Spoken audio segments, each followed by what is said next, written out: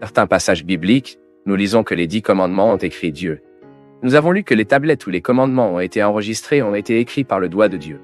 Mais dans d'autres passages bibliques, nous lisons que les 10 commandements ont écrit était Moïse. Alors comment pouvons-nous comprendre cette question? Qui après tout a écrit les 10 commandements? Dieu ou Moïse? Sommes-nous confrontés à une contradiction biblique? C'est exactement ce dont nous allons parler maintenant. Donc si vous avez ce doute sur qui a écrit les 10 commandements, regardez cette vidéo jusqu'à la fin.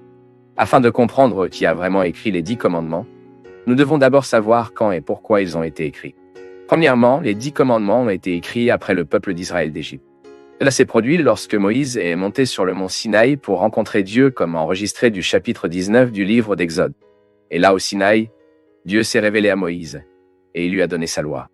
En ce sens, les 10 commandements ont été donnés comme une expression de la loi morale de Dieu à leur peuple. Nous savons que les Israélites venaient de quitter une terre où ils vivaient depuis des siècles sous la grande oppression, et ils se dirigeaient vers la terre promise.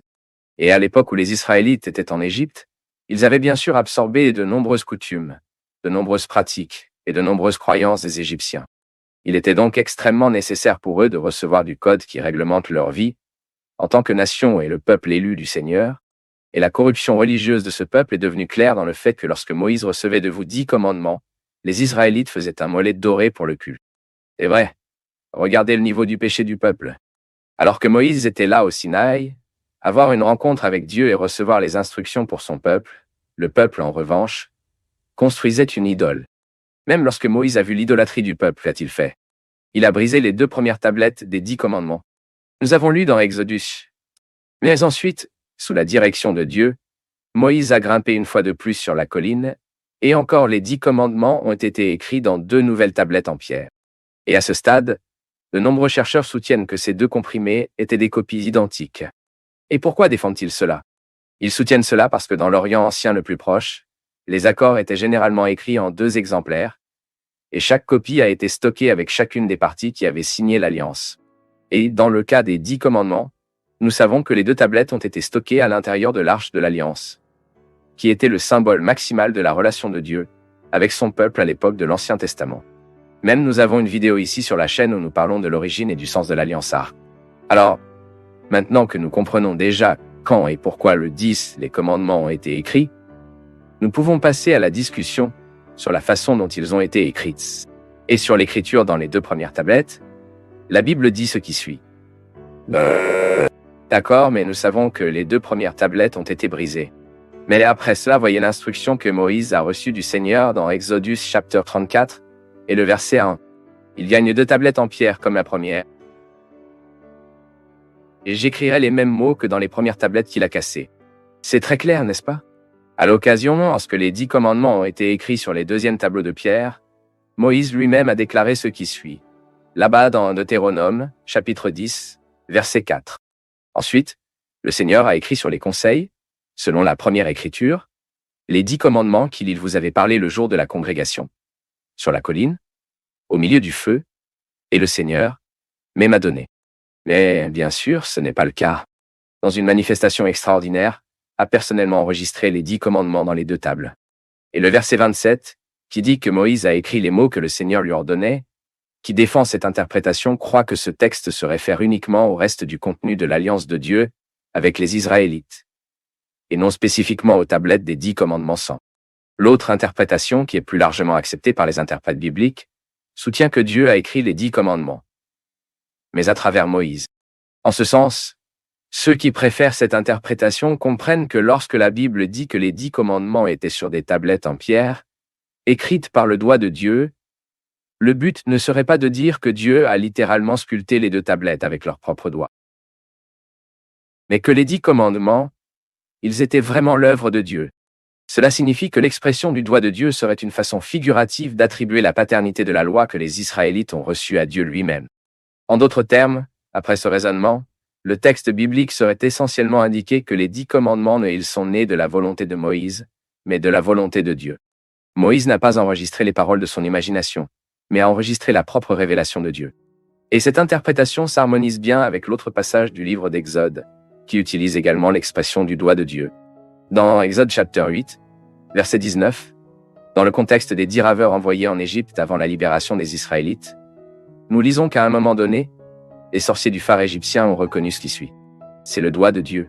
Mais évidemment, les sorciers égyptiens ne disaient pas cela parce qu'ils envisageaient littéralement les doigts de Dieu, mais parce qu'ils ont réalisé que Dieu agissait et se révélait vraiment à travers les actes puissants exécutés par Moïse et Aaron. Jésus a témoigné concernant l'agence Moïse dans la façon dont ce commandement a été donné au peuple. Par conséquent, alors que le premier interprétation voit dans l'expression de Dieu une application littérale, cette deuxième interprétation voit dans cette expression un langage anthropomorphe. Savez-vous ce qu'est une langue anthropomorphe? Je sais que par son nom, ça semble très compliqué, mais c'est vraiment assez simple à comprendre. L'anthropomorphisme est essentiellement une ressource de langue qui, à travers les analogies, attribue les caractéristiques physiques humaines à Dieu. Par exemple, la Bible dit que Dieu est l'esprit, non? Mais en même temps, elle parle également de lui comme s'il avait des mains, des bouches, des yeux, des oreilles, des pieds et même des doigts, comme dans le passage que nous étudions ici. Ainsi, lorsque nous lisons un verset qui attribue les caractéristiques physiques à Dieu, nous sommes confrontés à un verset qui utilise l'anthropomorphisme. Et ce genre de langue est une ressource didactique importante, qui nous aide à mieux comprendre la personne de Dieu et ses œuvres selon le dossier de sa révélation dans les Écritures. Alors, pour compléter notre vidéo, nous pouvons sûrement dire que le texte biblique dit que les 10 commandements étaient l'œuvre de Dieu. Oui, sans aucun doute, c'est Dieu qui a écrit les 10 commandements. Et il a peut-être fait à la fois directement et extraordinaire, enregistrant littéralement chaque mot sur les tablettes en pierre, et par le biais de l'agence Moses, qui était son représentant direct devant le peuple. Quoi qu'il en soit, dans les deux cas, il n'y a pas de contradiction. Mais toi, quelle interprétation préférez-vous? Laissez votre commentaire nous disant. Et si vous voulez approfondir davantage la connaissance de la parole de Dieu, vous pouvez étudier la théologie avec nous. Les informations sont dans la description de la vidéo ou le premier commentaire fixé.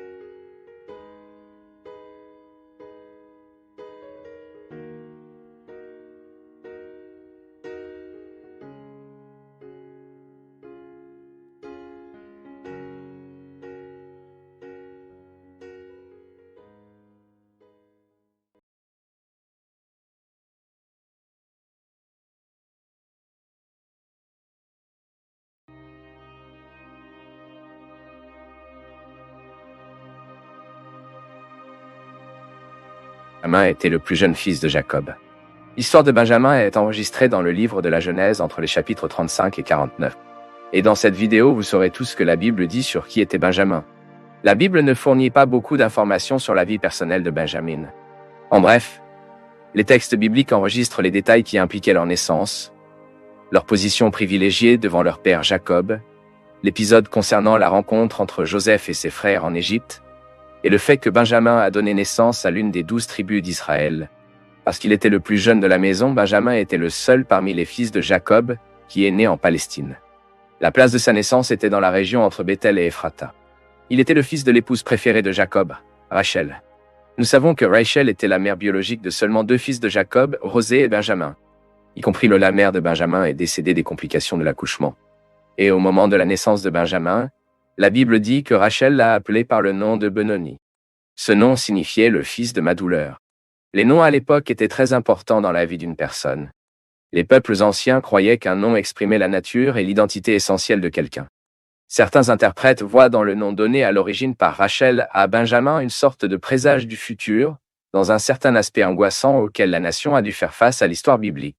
En tout cas, la vérité est que le cri de Rachel a été utilisé par le prophète Jérémie de parler de l'affliction qui massacrerait le peuple d'Alliance. Et plus tard, Matthieu a appliqué cette même complainte pour dépeindre la tristesse des mères juives lorsque le roi Hérode a fait tuer ses enfants. Mais revenant à l'histoire de Benjamin, le texte biblique rapporte que Jacob n'a pas laissé son fils cadet être appelé par ce nom qui avait émergé en pleurant Rachel, puis il a appelé le garçon par le nom de Benjamin. Le nom Benjamin vient d'un mot hébreu qui peut faire référence à la direction droite et sud. Ensuite, le nom Benjamin peut signifier fils de ma main droite ou de mon fils sud, dans le cadre de la région dans laquelle il est né. Et les traditions juives indiquent également Benjamin comme le fils de la vieillesse d'Israël. Il semble que Benjamin soit devenu le fils préféré de Jacob, après la disparition de Joseph. Plus tard, lorsque Joseph a déjà occupé la position de gouverneur de l'Égypte, Benjamin était une figure importante dans les retrouvailles entre Joseph et ses frères. Au début, Jacob a envoyé ses enfants en Égypte à la recherche de fournitures à cause de la grande rareté à ce moment-là. Cependant, Jacob s'est occupé de ne pas libérer Benjamin pour accompagner ses frères. Jacob, il craignait qu'un malheur ne parvienne à son plus jeune fils. Le texte biblique en parle dans Genèse chapitre 42, versets 3 et 4. Ils sont donc descendus les 10 frères de Joseph pour acheter du blé en Égypte. Mais Benjamin, le frère de Joseph, n'a pas envoyé Jacob avec ses frères, parce qu'il a dit qu'il ne lui succède peut-être pas un désastre. Lorsque les enfants de Jacob sont arrivés en Égypte, dès que Joseph les a reconnus. Mais Joseph a gardé son identité secrète. Puis il a interrogé ses hommes jusqu'à ce qu'ils connaissent Benjamin et a constaté que son jeune frère était resté chez son père. Puis, dans un complot bien planifié, Joseph a exigé que ses frères amènent Benjamin en Égypte. Et pour s'assurer que cette exigence a été satisfaite, il est même resté en prison. Le plan de Joseph a fonctionné et à contre-cœur, Jacob a permis à Benjamin d'aller en Égypte. À ce stade, même Ruben, le fils aîné de Jacob, s'est engagé à protéger Benjamin et a assuré à son père qu'il livrerait son père enfant eux-mêmes si quelque chose arrivait à Benjamin. En Égypte, Joseph était profondément ravi quand il a vu Benjamin, mais a réussi à cacher son émotion pour que ses frères ne réalisent pas quelque chose d'étrange. Peu de temps après, Joseph a ordonné qu'un repas soit servi à ses frères. Et à cette époque, Benjamin était favorisé 5 fois plus. Mais la veille du départ des fils de Jacob de l'Égypte, Joseph a ordonné au majordome de sa maison de mettre son verre en argent dans le sac d'épicerie de Benjamin. Et l'autre jour, Jacob a ordonné la fouille de ses bagages de ses frères, jusqu'à ce que le verre argenté soit trouvé. Et selon son plan ressemblant à Benjamin coupable, Joseph a ensuite exigé de rester en Égypte comme son serviteur. Et à ce moment, selon le texte biblique, il semble que Juda ait pris la position de leadership parmi ses frères et a offert à Joseph d'être esclave en Égypte à la place de Benjamin. Mais tout cela a été un test de Joseph. Le respect de la sécurité de Benjamin a montré qu'au moins dans ce sens, ils ont été changés et ont compris la gravité du mal qu'ils avaient précédemment commis contre Joseph. Puis, alors que ses frères suppliaient Benjamin de retourner avec eux à Canaan pour le bien de la santé de son père, Joseph a révélé sa véritable identité. À ce moment, José et Benjamin se sont étreints avec une grande émotion. Après ces événements, pratiquement Benjamin n'est plus cité dans la Bible. Du moins, pas personnel. Les autres références à lui sont tout en mettant l'accent sur ses descendants. La tribu de Benjamin. Au moment de sa bénédiction finale, Jacob a prophétisé Benjamin ce qui suit. Même l'implication de la déclaration selon laquelle Benjamin est le loup bouleversant peut être vue dans la réputation de la bravoure que la tribu Benjamin a atteint tout au long de l'histoire d'Israël.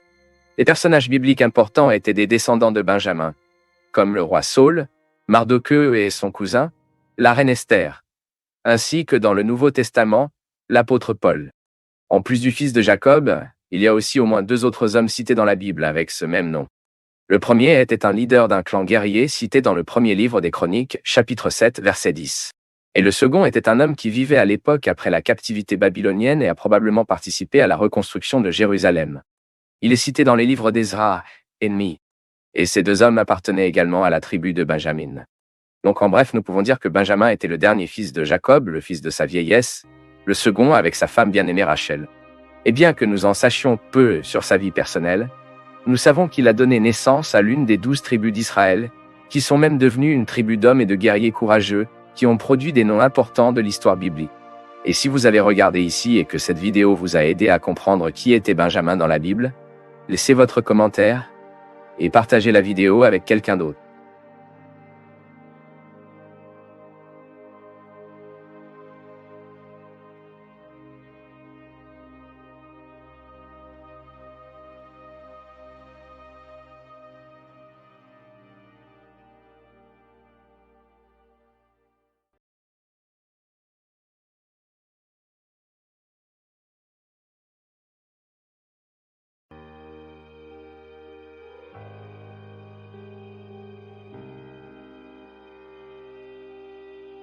Jacob était le plus jeune fils jumeau d'Isaïe. Il est l'un des 3 principaux patriarches du peuple juif, à côté de son père Isaac et de son grand-père Abraham. Je m'appelle Daniel Conegero. Et dans cette vidéo, vous comprendrez qui était Jacob dans la Bible. La Bible dit que Jacob est né s'accrochant au talon de son plus vieux frère jumeau, Ésaü. Ensuite, le nom Jacob vient d'une expression hébraïque qui signifie qu'il a attrapé ou qu'il attrape. En raison de cet épisode et d'une variation du nom hébreu qui signifie le talon, le nom Jacob est généralement traduit par le talon ou le supplantant, qui est dérivé de la domination ou de la tenue du talon. On pense qu'en hébreu, le nom de Jacob était une abréviation intentionnelle d'un nom qui signifie que Dieu protège. La naissance de Jacob est enregistrée dans Genèse chapitre 25, versets 21 à 28. Sa mère, Rebecca, comme sa grand-mère, Sarah, était stéréo et attendait les enfants pendant 20 ans. Son mari Isaac a intercédé au Seigneur pour elle. Alors Dieu a entendu ses prières et a ouvert la mère de Rebecca et elle a généré les jumeaux Ésaü et Jacob. Certains chercheurs stipulent qu'Abraham vivait entre 2000 et 900 avant JC. Si c'est correct, alors Jacob a vécu environ 1800 avant JC, malgré les difficultés auxquelles Isaac et Rebecca ont été confrontés à la grossesse. La promesse de Dieu n'était pas frustrée et au bon moment, le couple a eu des enfants. Avec la naissance des enfants d'Isaac, la promesse de Dieu était renouvelée. Ésaü a été le premier-né des jumeaux, donc bien sûr, il devait être l'héritier de la promesse de Dieu à ses parents. Mais même avant que Rebecca ne donne naissance aux jumeaux, Dieu, pour sa volonté souveraine et infaillible, avait déjà déterminé que Jacob hériterait de la promesse. Nous pouvons lire très clairement dans Genesis, chapitre 25 et verset 23, où le texte biblique enregistre que le Seigneur a dit à Rebecca: « Deux nations là-bas sont dans votre ventre, et que deux peuples seront divisés en vos tripes, et une personne sera plus forte que les autres personnes, et la plus grande servira la plus petite. » Dans l'ancien Proche-Orient, le fils du premier-né a généralement hérité au moins le double des biens du père par rapport aux autres frères. En outre, il a également reçu une série de privilèges, parmi lesquels le poste de famille et chef religieux de la famille. Puis, un jour, profitant de la faim de son frère Ésaü, qui venait de rentrer du terrain, Jacob a acheté à Ésaü le droit du primogène et a insisté sur un serment considéré comme irrévocable. Même les découvertes archéologiques confirment qu'à cette époque en Mésopotamie, le droit de firstogenitura pourrait être négocié. On ne sait pas si, dans le cas d'Ésaü et de Jacob, il y avait une sorte de bureaucratie pour qu'une telle négociation soit officiellement enregistrée, mais la Bible cite qu'un serment a été fait, et, dans de nombreux cas, des serments comme cela étaient valables devant un tribunal. Ensuite, Isaac, déjà âgé,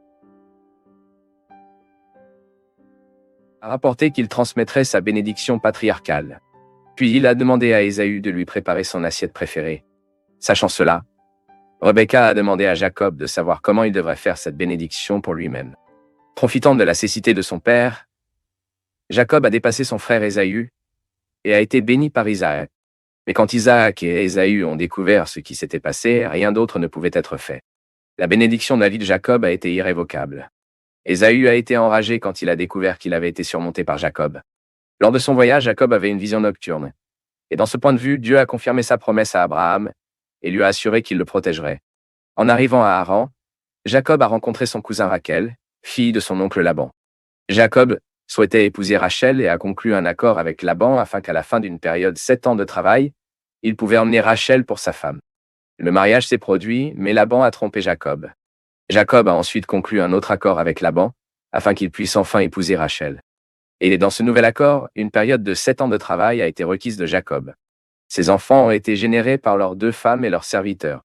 Léa était la mère de Ruben, Siméon, Levi, Juda, Isaacar, Zébulon et Dina. Des Zilpa, créée par Léa, de la femme de chambre de Rachel, Bila sont nés Dan et Naphtali. Après que Dieu ait ouvert la mère de Rachel, Jacob était toujours le père de Joseph et Benjamin. Ce dernier est né à Canaan. Après de longues années de travail pour son père un lot et faire prospérer son troupeau, Jacob a décidé de partir et de retourner à Canaan. Laban ne voulait pas que Jacob parte et a proposé un accord pour son permanence, mais pour tenter d'obtenir un avantage sur Jacob, Laban a modifié l'accord plusieurs fois jusqu'à ce que Jacob réussisse à s'échapper. Lorsqu'il a appris l'évasion de Jacob, Laban l'a toujours poursuivi. Puis après une longue conversation où s'est rencontrés, tous deux ont fait une alliance et Jacob a finalement voyagé vers le sud. Sur le chemin, Jacob a trouvé un groupe d'anges, ce qui lui a assuré que Dieu le protégeait.